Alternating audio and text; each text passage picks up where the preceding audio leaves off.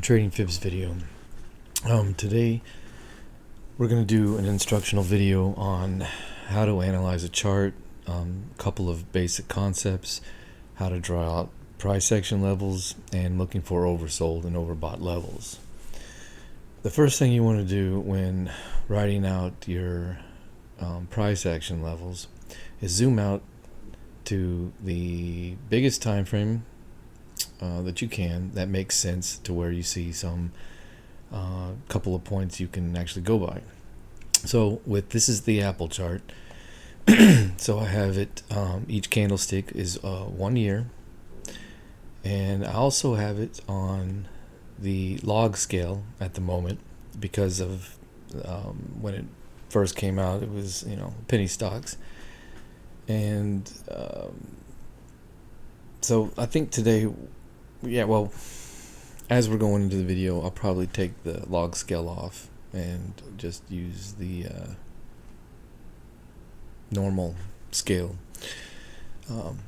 So let me put it back on the log,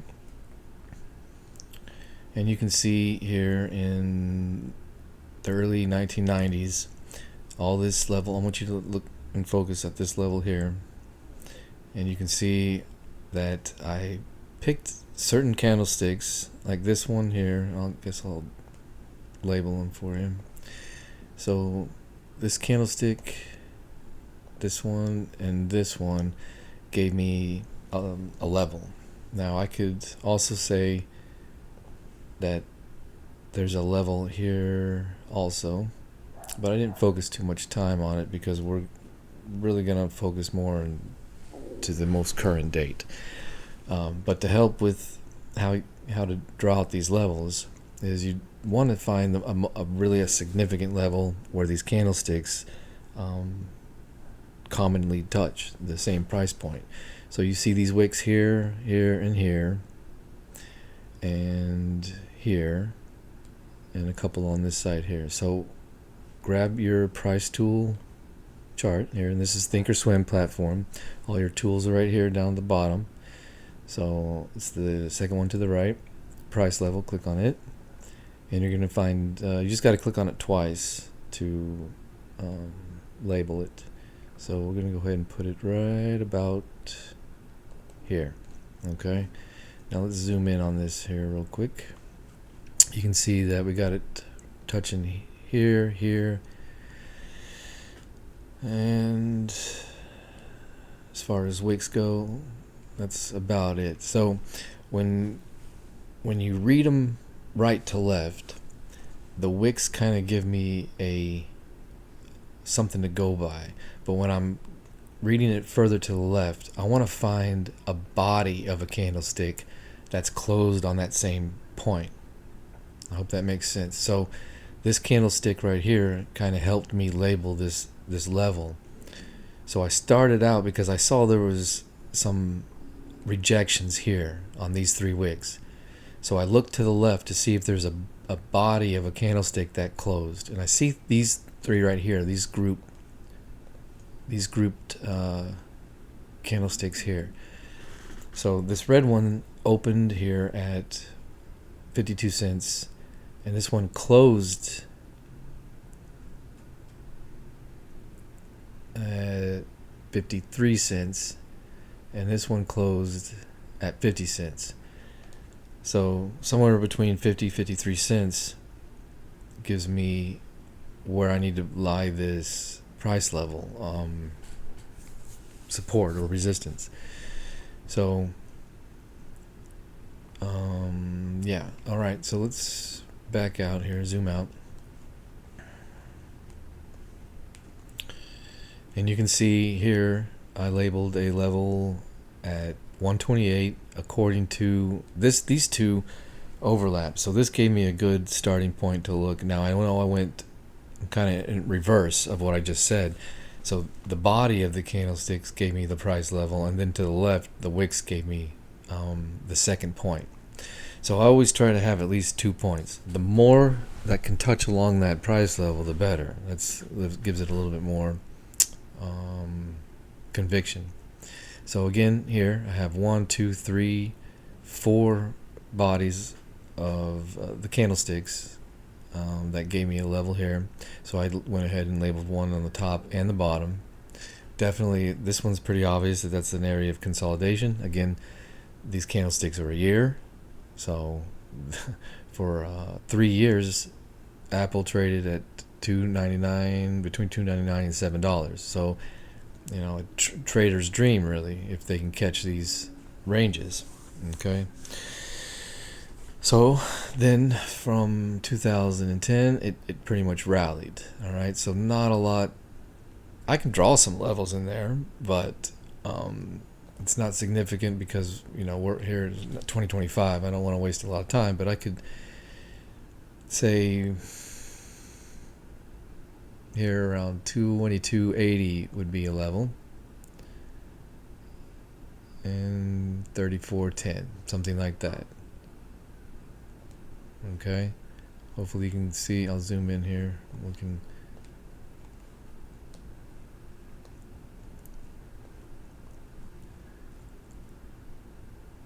All right, so the wick gave me the starting point. I can move it down right there. You want to get as perfect as you can. So a touch here, pretty much a touch there. This is off a little bit, so maybe this is a better placement right about here. I can say maybe the price action is a little better at 1962. A little bit better support. And a little bit better price too. So, and then, you know, you get better at drawing these out, you know, as you do them. Okay, so I could say that, let's see, we opened here at 1986. This one opened up, this closed at 2760, and this one opened up at 2785. And we almost opened at the same price level here at 28.95. So there might be a level right there. Okay, but let's I don't want to focus too much on that bigger time frame like that, because let me zoom out again, because really when you're looking at it on this particular chart, there was only really 3 major levels. Okay, and that would have been, and I say major level because time played a factor. So this zone right here played, 15 years in that same zone, where this was just 3, but it's still a major zone compared to this. So I would say that is a major price level, and then where we're at right now is going to be a major price level. So anything in between would be kind of minor and intermediate level. All right, I hope that made sense. So now we just zoom down to the next time frame. We'll go to a month, but now we're going to get closer to the time, this most current time.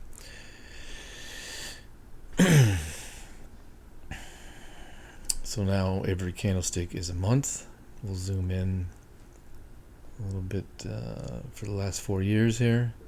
We'll take it from here to here, and I already drew these levels in, but hopefully you can see this support here. We'll zoom in here to help see what I was thinking.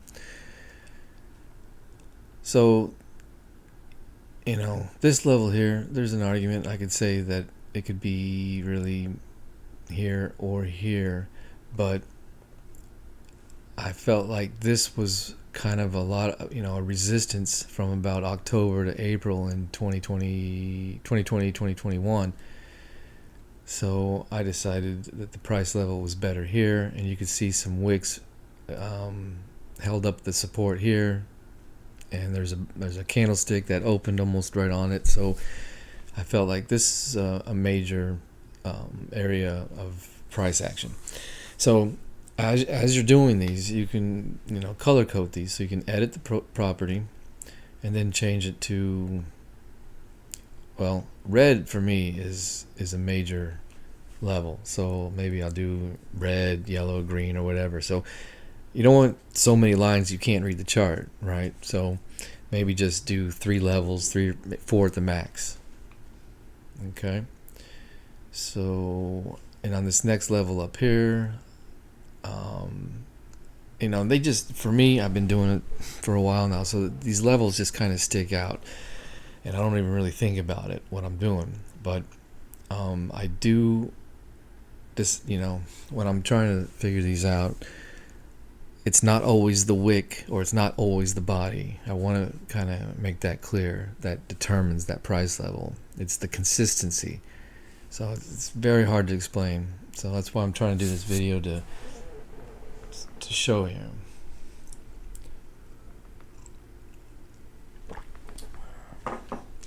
All right, so on this price level here at 164.38, let's zoom out a little bit and see how I got that one.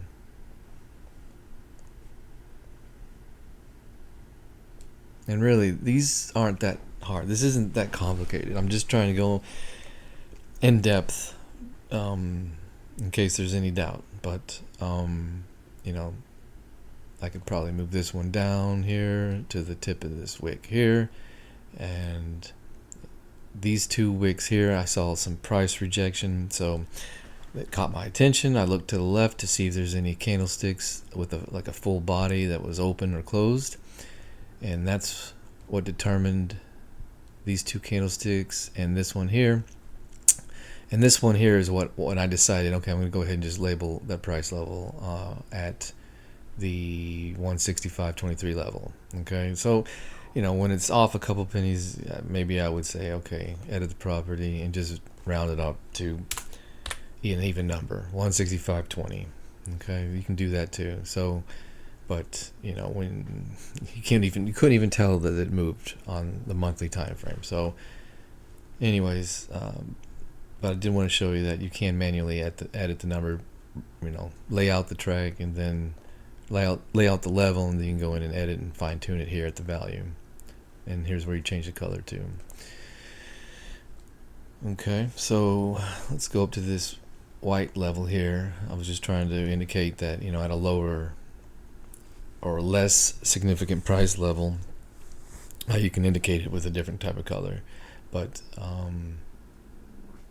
I guess is what really caught my attention is the high on these candlesticks here. So I knew there was a significant level here. So on this one, I actually looked to the left first and then moved to the right to see if there were any bodies or wicks that would help me determine where to place this line. And I think I decided this candlestick right here was good enough to leave that level based on these 2 candlesticks here. Oops.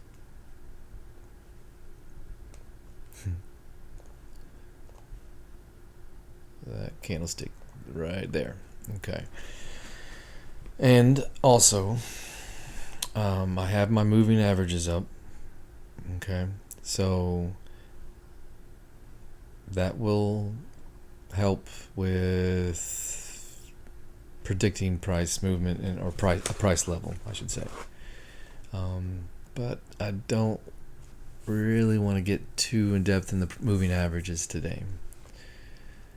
So let's focus on this next level here at 201.52, and again we can go ahead and round that up or down. But it's what gave me, obviously I can see a top here, so that's why I put this level here. And then I look to the right to see if there's any bodies or wicks to help with that conviction. I saw these 2 were pretty close, so actually I am off on this level here a little bit. We can lower it down to the bodies of those 2 candlesticks, and that actually lines up more with the wicks here. So I like that level better. At 218, we'll go ahead and make it 20.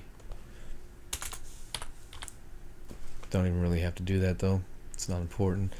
I think this is just to help These are guide levels as you're trading. Okay. So this level here, let's go to the next one.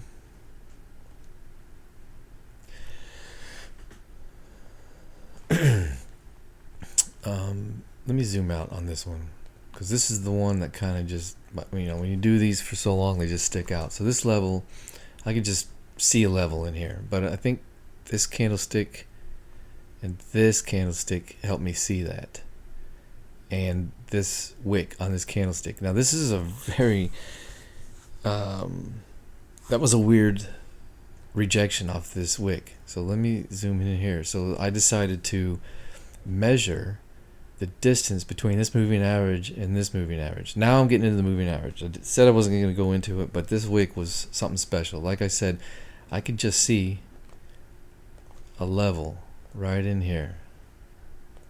All right, that just stuck out to me. So I kind of analyzed it a little more, because that is a little bit closer to the current time we're in right now. So I saw this candlestick, I put it on the wick, I saw this rejection, so that helped me lay that level out. And there's an opening body here, and this is where the moving average is at currently. So I went ahead, I got the tool, I opened up the Fibonacci retracement tool, I clicked on, based on this candlestick, the top of here, and straight as possible, click on the next moving average. Now that gave me, I'm going to zoom in here, and if people have followed my videos, I encourage Fibonacci sequence in your in trading. So but this candlestick came all the way down to the, you can't really see it, because let me put the extensions back on. There we go. This is the 61.8 Fibonacci retracement, and its level is at 218.78, and this wick, the low was 219.38, so $1, less than $1 off of that. So that's close enough. I just thought that was interesting. Those type of measurements are hard to find, and I wouldn't even look for it, but I just thought it would be something worth notating. So like I said, if anybody follows how significant I play with the Fibonacci sequence, definitely this confirms that the 218 is a area of significance for price action. All right, so we got about 3 more levels to go. This one here at 236. Oops.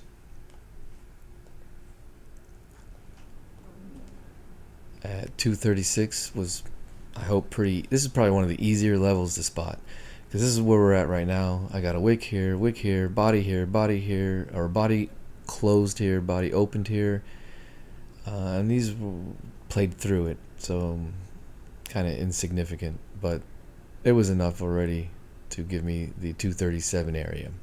So we laid that out, and the next level, like I said, this is where we kind of made new highs. So I drew 2 of them out.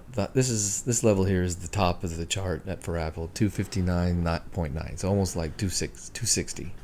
All right. So 260 is our main target right now. Can we hit 260 again? That is the question.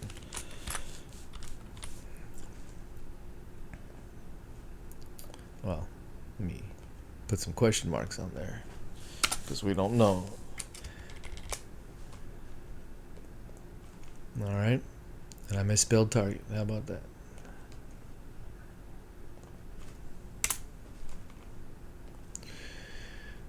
Okay.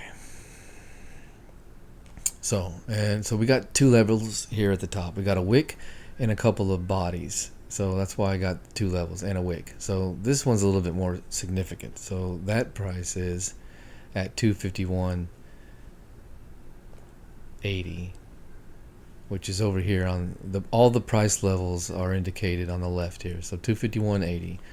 All right. So now we've got our levels, and the next step is looking for oversold, overbought. Now looking for those, we go to our RSI and our MACD. This MACD is factory settings. I do not use this MACD, but I can help instruct it in this video today. Now the RSI, I went ahead and changed to, well, this is wrong.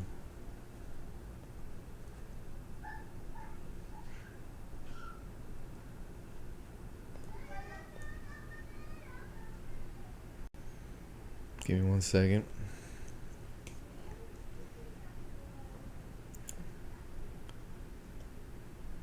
I have to put it in there real quick.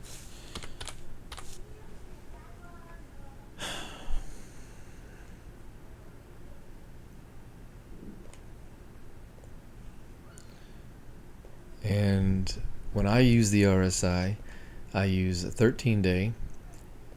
Overbought is going to be at 80. Oversold is going to be at 20. Alright. 13 is a Fibonacci number, so that's what we're going to use. Apply that. And there went the chart. Alright, so zoom in back into our price levels. And one thing on the RSI is what we need is a median. So we're going to draw a 50 median level for bearish and bullish signals. So I like this, and it doesn't matter what color you put, but this number needs to be 50. Anything above it's bullish, anything below it's bearish. Alright, so right now we're still in a bull trend for Aapl. Like I said, I don't use the MACD for this factory setting, but whenever you have the signal line and the moving average line, but where this kind of gap between these bars down here, it really indicates of overbought. And if it was just reverse, if it was oversold, then it would be kind of this gap between these two lines on below the zero line. Okay, so let's zoom in. I'll try to make that clear again. But so these lines here's your zero line, all right, and these green bars are kind of the bull momentum. The red ones start to turn bearish once it goes below this zero line. So if the bar is above the zero line, they're green. If they're below the zero line over here, they're red. Now these moving averages and your signal lines are all on the bullish side, but this gap here is, let's see, you can do measurements. You can take the measure at the top of the bar, go to the top of the, I'd go straight up though. Don't go to the sides. Just try to go straight up as much as possible, and take those measurements. And like this is 287% or something like that. And then maybe this one over here where you see this biggest gap. This one would be 80. I said 200. It was 220, I think. So this one's 80. No, 677. I guess if you move it to the left, it's negative. I don't really mess with the percent move with these trend lines that much, but I'm just trying to show you there's so many tools out here to your expense there that you can use. But it's what I'm trying to say is, let's see here if we can find a bearish. Here we go. Here are the lines where they're under the zero line. So this would signify bearish moves. Probably the biggest move to the downside is when these signal lines actually cross the zero line. So let's look at what price did when that happened.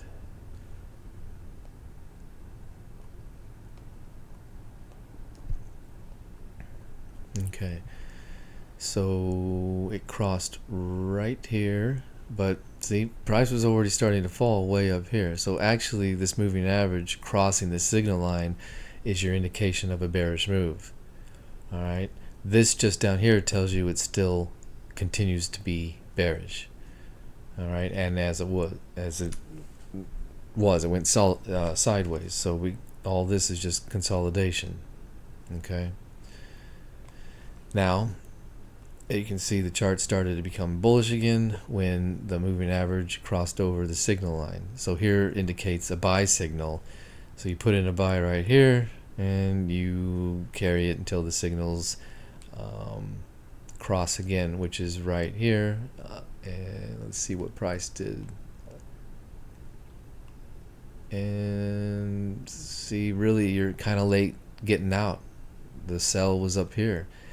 So I don't really use this factory setting for your MACD, but this is the basic concept, is when your moving average crosses the signal line and they keep intersecting. Every time they intersect, it's some kind of trend change. And so hopefully you get the basic concept out of this. The zero line here, the green lines, or the green bars are green because they're above the zero line, and the red because they're below the zero line, which indicates a bearish or bullish move. Now, my favorite indicator out of the two is the RSI, which is down here.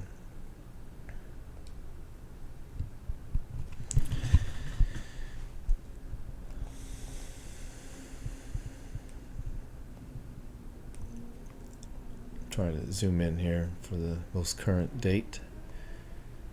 Alright, so the RSI is one of my favorite tools for oversold and overbought.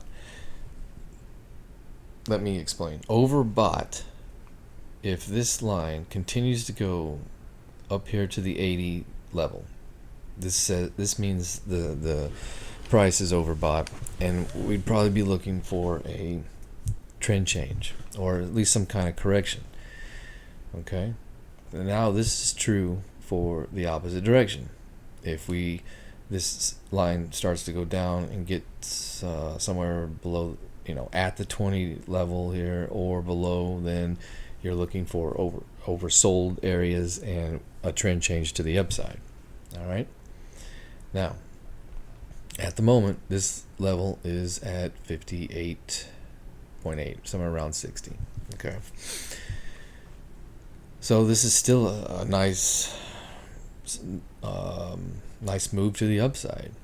Okay, the only problem is the MACD is really saying that we're overbought, but you can see this moving average is trying to cross the signal line. So what happens is that tells you we may get a move to the upside. So yeah, both of these indicators are bullish. Now, I would say is what you need to look for is divergences for trend changes, but I don't know if I want to get into that too much today. So really this was price levels, how to draw your price levels. So, and we only got to the monthly time frame. So let's go ahead and go to the date or the weekly real quick. Just take a look at some price levels here.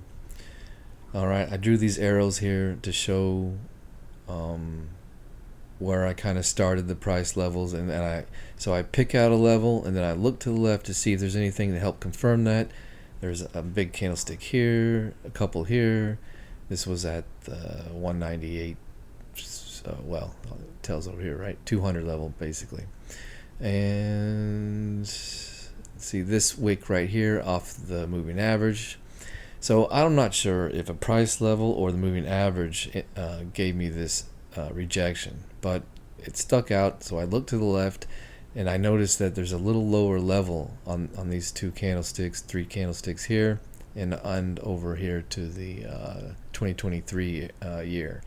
So I went ahead and lowered the price level here, thinking that there was the moving average where price got rejected, not a level. So let's move into the daily real quick. And you can see this is all repetitive now. So, we're just going into lower time frames to get a more definition of price action, okay? All right, so now we're in the daily time frame. You can kind of start to see other levels are kind of, they're sticking out to me. All right, here's one right here at 213. I'm like, I'm not going to draw that in today. You can't. Yeah, I guess I will. So here's a level right here. It's just stuck. I saw this right away. This point here, this point, and well, obviously these 3, 4 right here. Okay, so that's a level.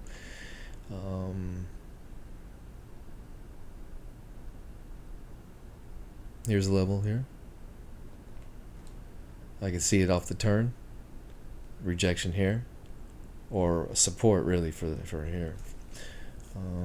Rejection for here. Rejection from here. So that's a level here at 226. Let's go down to the 4-hour time frame.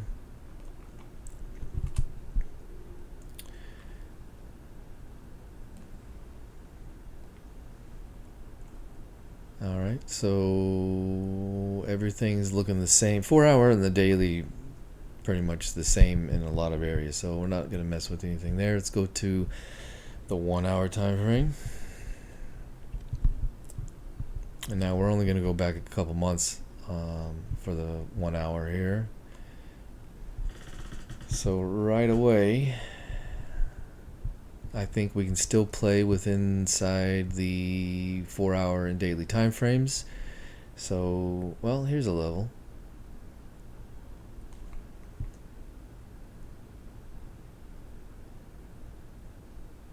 You know what? Okay, this is interesting. Let's do this. Right here on these 2 or 3 candlesticks.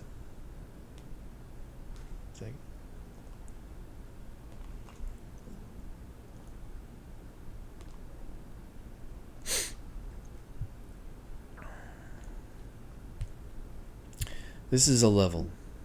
Okay? I'm going to draw this level in, and then see if you notice anything right away. We're going to look to the right here. That touches. This works. This is kind of confirms my level. These wicks here confirm. This confirms. This confirms. We're starting to break the level here. There's a little bounce. Break the level again. Now we have broken a moving average. Now we're back to the 225 area, consolidating, dip below it. Now we break back up. But where we are at this moment, if we turn down to this level, this price, these couple of candlesticks, and I'll zoom in here in a second, they actually make a lower high, right? So if I draw this level in, it's lower than the original high. So let's look at our RSI, and again, this is the 1 hour time frame, so I don't really play a lot of emphasis on the RSI and MACD because it can get you caught up a little bit in the wrong direction. But this is what I mean about a divergence, and I said this earlier, is what you have to look for in these indicators, MACD and the RSI, because the divergence is, the trend is your friend until a divergence happens. And a divergence is when price action goes one direction, like this one's kind of consolidating sideways, and the RSI is making lower highs. So the trend is down where price action is pretty much flat. All right, now same for the MACD. The bars are going down, RSI is going down, but price is going up. So something's about to break. So either we get a pop up here, hit a level, and then it's probably going to fail, and we'll get some kind of retracement out of that. So, but this again, it's on the 1 hour time frame. So let's see if we can play that out. And actually on the 1 hour time frame, you can see where the signal line or the moving average is looking like it wants to cross the signal line. So, always try to play them out ahead of time, because if you wait till they actually cross, it's too late. The move has already happened. All right. So let's just look at the chart here real quick, and then I think we'll call it after that. So let me zoom out. Okay. All right. So here's our move. We have from August 1st to August 14th, we have a high and a low. So we need to have those levels drawn out. I have one up here. Don't know if I need to bring it down. So this is why you need to put them in different colors when you get to lower time frames, because now you can't really see the chart from anything in the past. So we're gonna do this because these are so close to each other, but we're gonna go ahead and label this, make it blue, and we're gonna keep that same color up here. That way I know we're looking at the same move.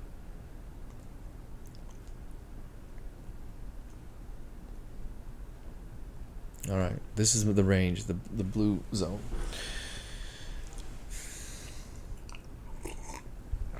Now, as far as price levels, everything I've said that needs to be said has been said.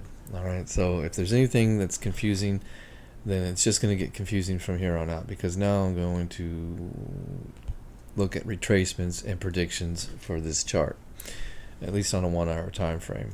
All right.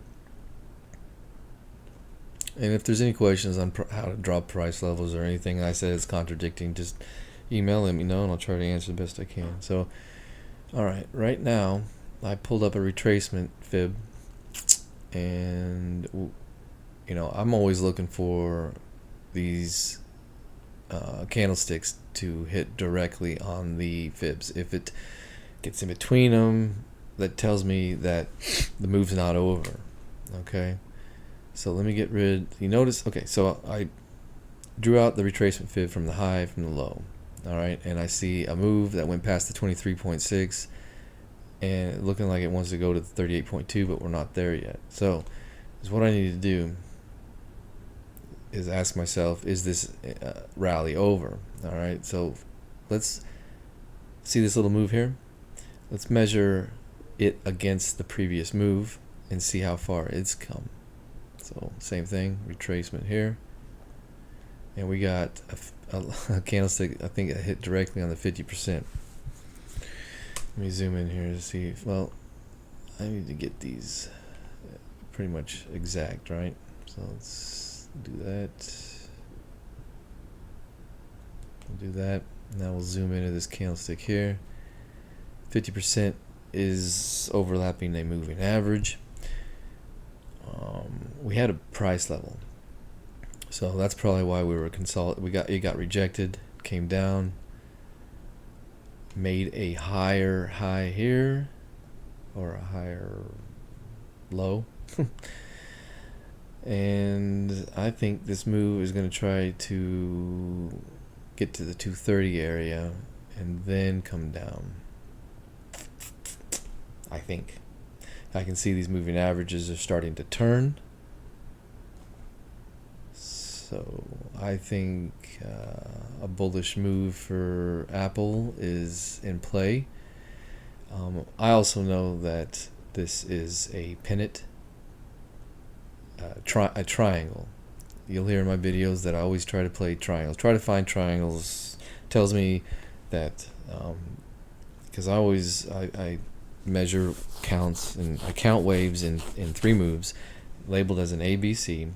I know my triangles are B's, so I need a C leg some up, right? So, and again, like I said, as far as price levels, this video is complete. I'm just adding a little bit to this video, but so for example, this is an A, this will be a B, and now how do I find my C targets? Pick the Fibonacci tool, click on the top of A, bottom of A. Every level above the A leg is my target, starting with the 123. So 229, 230, 231. Try to see if there's anything overlapping. The only thing that is overlapping is the 161 at the price level that we drew out earlier at 231. So that's my target for Aapl. It's 231 on Monday.